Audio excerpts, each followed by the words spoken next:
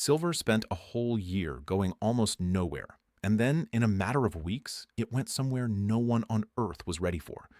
Older Americans who had watched that metal sit dead in a drawer for a decade suddenly could not get near a coin shop without standing in a line that wrapped around the block. The people at the front of that line were not geniuses, they were early. And that gap between early and obvious is the whole story I want to walk you through today. So let me answer the question in the title before I do anything else, because you clicked for an answer and I am not going to make you wait for it. Can silver shock everyone again the way it once did inside living memory? Yes. Not because I have a crystal ball, and not because some analyst put a fancy number on a screen.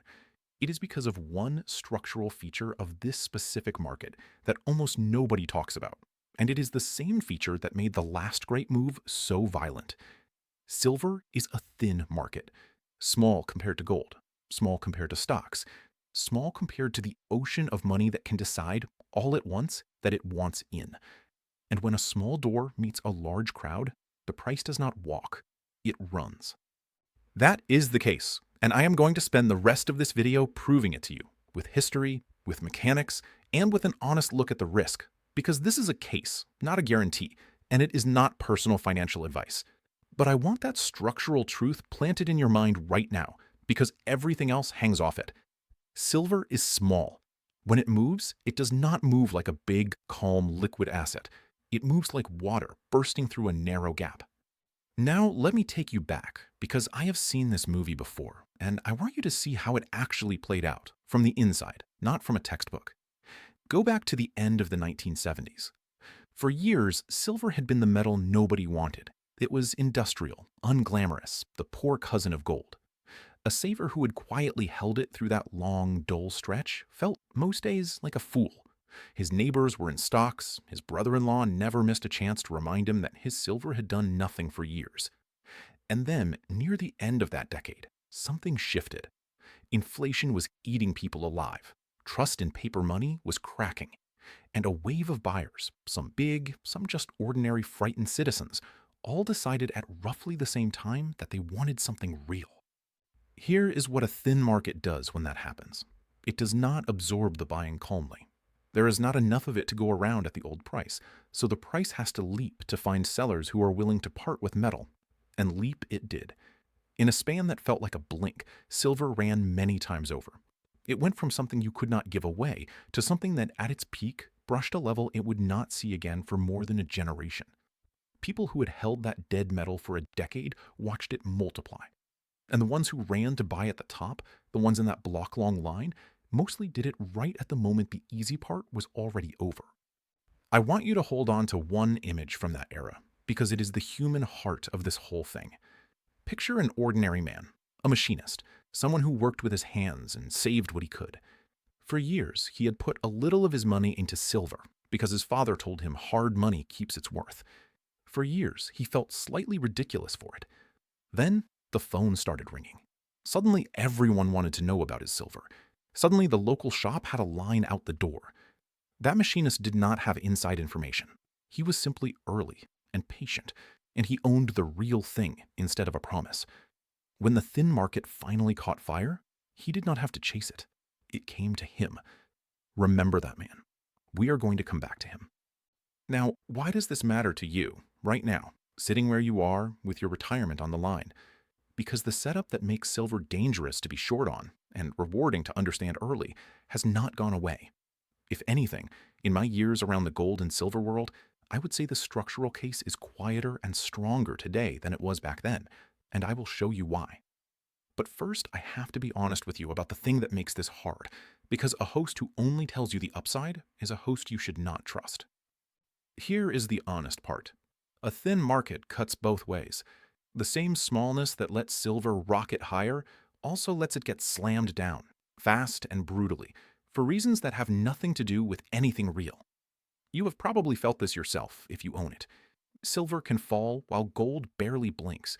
It can drop by a big chunk in a matter of days, on nothing but a change in the rules of the trading pits, on nothing but leverage being yanked out of the market. I have watched silver get cut down by roughly a third in a handful of days, Well, not one thing about the actual supply of the metal or the actual demand for it had changed. Nothing fundamental moved, only the paper moved.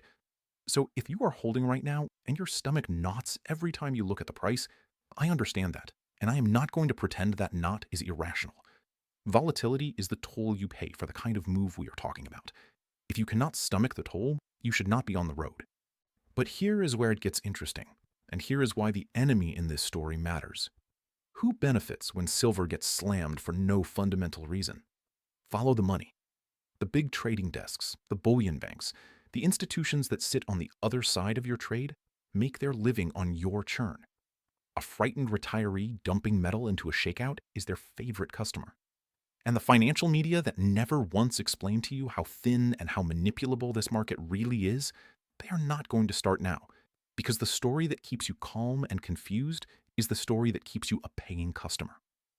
What they do not want you to understand is exactly the thing I just told you, that most of silver's ugliest drops are paper events, not physical ones, and that the physical reality underneath has been quietly getting tighter for years. Let me show you that physical reality, because this is the part that actually changes things.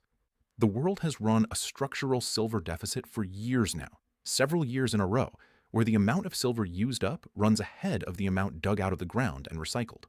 And the demand doing that is not speculators, it is industry.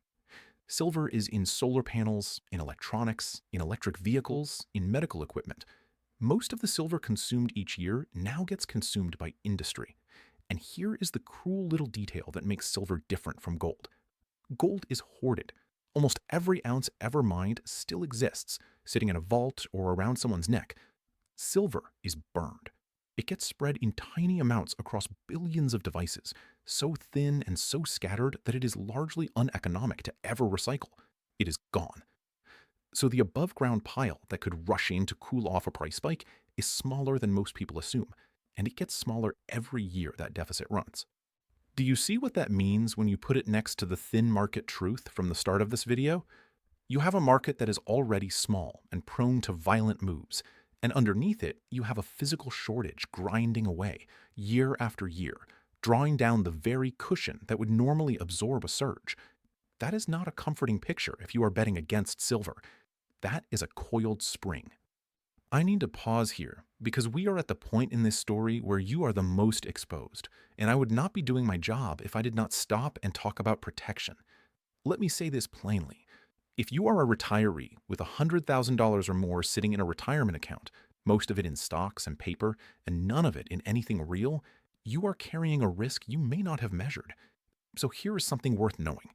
The largest, most sophisticated buyers on the planet, the central banks, have been buying physical gold at a record pace, several years running, at roughly double the rate they bought the decade before. They are not doing that for fun.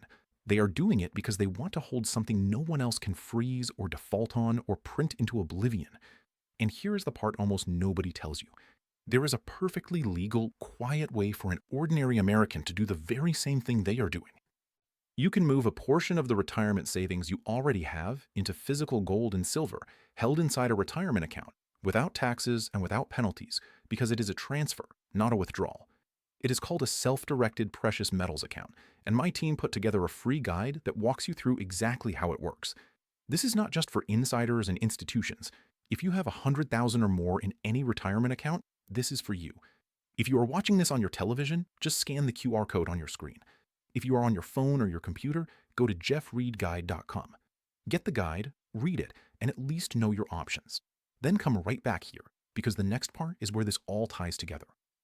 All right, let me tell you why I think the current moment rhymes with that old blow-off more than most people realize, and I will do it without pretending I know today, because I do not, and anyone who tells you they do is selling you something. Silver already had a wild ride recently. It ran to a genuine record high, higher than anything from the old days, and then it did what thin markets do. It corrected hard, cutting a big piece off that peak and leaving a lot of latecomers nursing losses and swearing they will never touch it again. That is important, so hear it clearly. The people who bought the top and got flushed out in the pullback are right now telling everyone they know that silver is a trap. That is the sound a market makes when it is shaking out the weak hands before the next leg, not the sound of the story that is over. And while that shakeout was happening, Watch what silver did relative to gold, because this is the tell that most people miss. Through the drop, gold held up far better than silver did.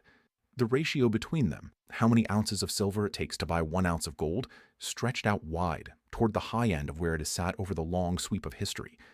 Now, what does a wide ratio actually mean in plain English? It means silver got cheap relative to gold, cheaper than usual. And every time in history that ratio has stretched out to an extreme like this, it is eventually snapped back. And when it snaps back, it is almost always silver doing the sprinting to close the gap, because silver is the thin one, the volatile one, the one that moves like water through a narrow door. The setup is a stretched rubber band. I cannot tell you the hour it lets go. I can tell you which way it tends to travel when it does. Now, layer the backdrop on top of that. We have a Federal Reserve, under its chair, Kevin Warsh, that just came out of its latest decision and held rates steady in a divided, contentious vote, with real dissent inside the room. A divided Fed is an uncertain Fed, and an uncertain Fed that is deliberately giving the market fewer signals is exactly the kind of fog that hard assets tend to shine in. When people cannot trust the people steering the money, they reach for the money that does not need steering. That is not a prediction. That is a pattern I have watched play out more than once. Here is where I want to shift gears, because we have covered the mechanics, and now I want to talk about the thing underneath all of it.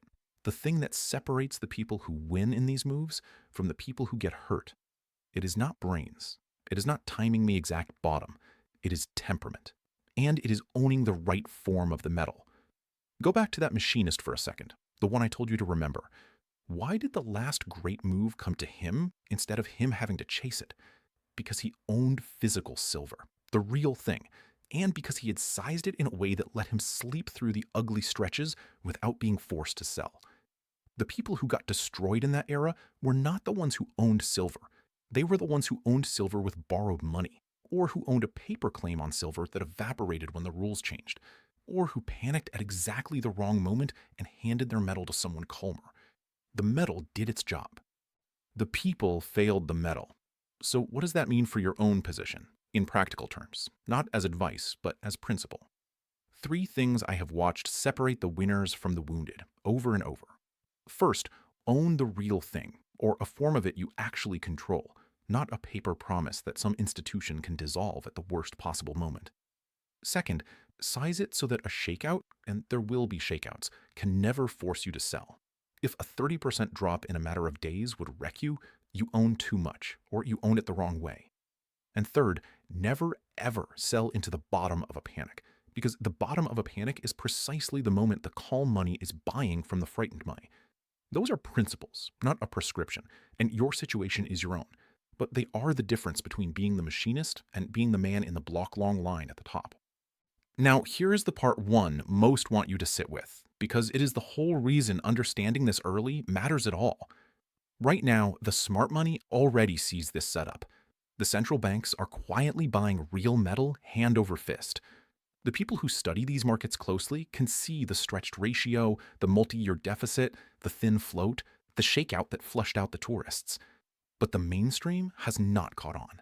The pension funds are not in. The financial media is still calling silver a wild little sideshow. Your neighbor is not talking about it at the barbecue. And that is exactly the point. We are not in the moment where it is obvious yet, and that is precisely why this matters now.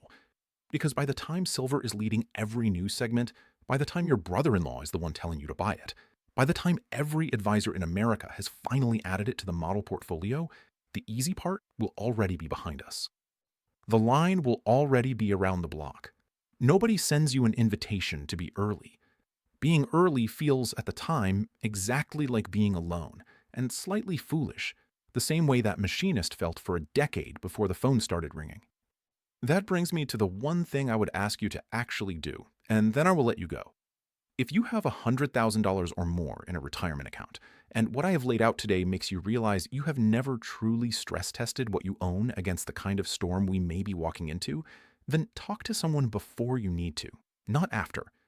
My team offers a free one-on-one educational web conference, no cost and no obligation, for viewers with $100,000 or more who have watched to the end of a video like this one and mentioned that they did. It is not a sales pitch. It is an hour to look honestly at your own picture and understand your options, including that quiet, legal way to hold real gold and silver inside the account you already have. And here is the honest why now, with no fake countdown attached. The window where a decision like this is still cheap and still fully reversible is exactly the window when nothing feels urgent, when the crowd is bored, when silver is being written off. That window is open right now. It does not stay open once the thing becomes obvious. If you are on your television, scan the QR code on your screen. If you are on your phone or your computer, go to jeffreedguide.com. Reach out and let us look at it together while it is still early. Let me leave you where we started, with that block-long line. The people at the very back of it, the ones who showed up only after silver had already done the impossible, they are the ones the history books quietly laugh at. The man at the front, the machinist who held the dull metal for a decade and felt foolish the whole time, he is the one who was simply early. Silver can shock everyone again, because it is thin, because it is scarce, because it is cheap against gold right now, and because the crowd has not arrived yet. The only real question is which end of the line you intend to be standing at when it does. You still have time to choose. Most people will not. Be the one who does.